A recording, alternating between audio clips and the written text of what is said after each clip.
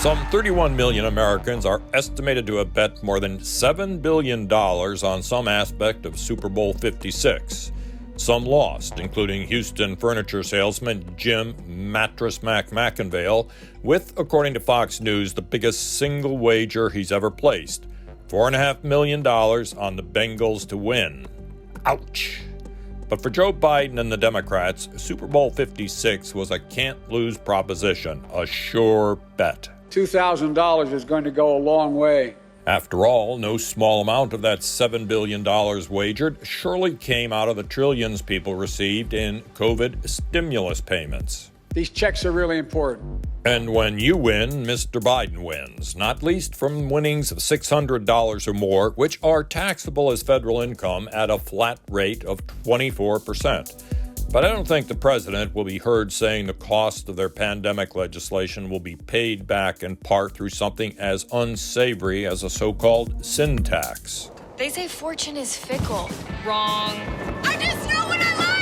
Proliferation of TV commercials for betting services was enabled when the U.S. Supreme Court ruled in 2018 that a federal law banning sports betting in most states was an unconstitutional infringement on states' rights. We're prepared in New Jersey. We're ready to go. The Supreme Court of the United States was deciding a case on federalism. It was not launching a public health crisis on America. But the result of what has happened is, without question, a public health issue in America. Today, 30 states and Washington, D.C. have legalized betting on sports. But what attracts me to the political system's quick approval of gambling on sports is its simultaneous legalization of marijuana.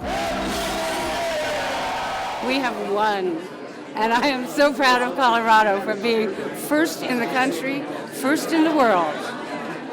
Prohibition is over. Since Colorado jumped, another 17 states, and naturally Washington, D.C., have legalized recreational marijuana use. But that's not enough for today's Democratic Party. We need to create opportunities for entrepreneurs and small businesses to legitimately pursue new opportunities, and comprehensive federal cannabis legislation is critical to reaching that goal. Not to mention a 10% federal tax. We got some legal weed. I'd say we're learning something useful from the concurrent political legalization of gambling and marijuana. We're learning that much of contemporary American government, which typically defends itself as providing society-enhancing public needs, is in fact amoral. On January 1st of 2020, marijuana will be legalized in the state of Illinois. The unique part of that bill is, in fact, the conviction relief that will be available to hundreds of thousands of Illinoisans.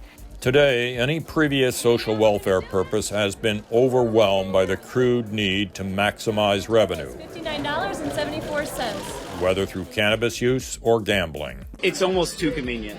I can upload some like $5, $10 onto my app right away and bet. But while officials say safety measures are in place, caps on accounts, caps on credit card usage, warding off against minors. That's what they said when proponents of deinstitutionalizing the severely mentally ill promised programs to deliver needed meds to patients outside a hospital setting.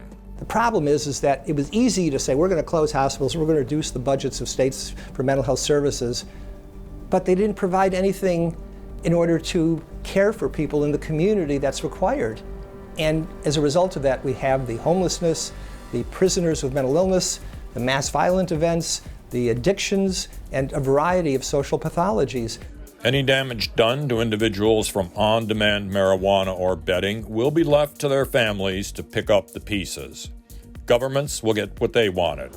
A steady stream of tax revenue from both users and the commercial cannabis and sports bet interest piling in to exploit their compulsions. Those who we would have hoped would be involved in the regulation are actually partners in the gambling establishment. Once more people understand that the goal of governments today is mainly to take rather than help, as they piously claim. It's about values, not dollars. Perhaps we can have a sensible discussion about who we're asking to pay taxes and why we're doing it.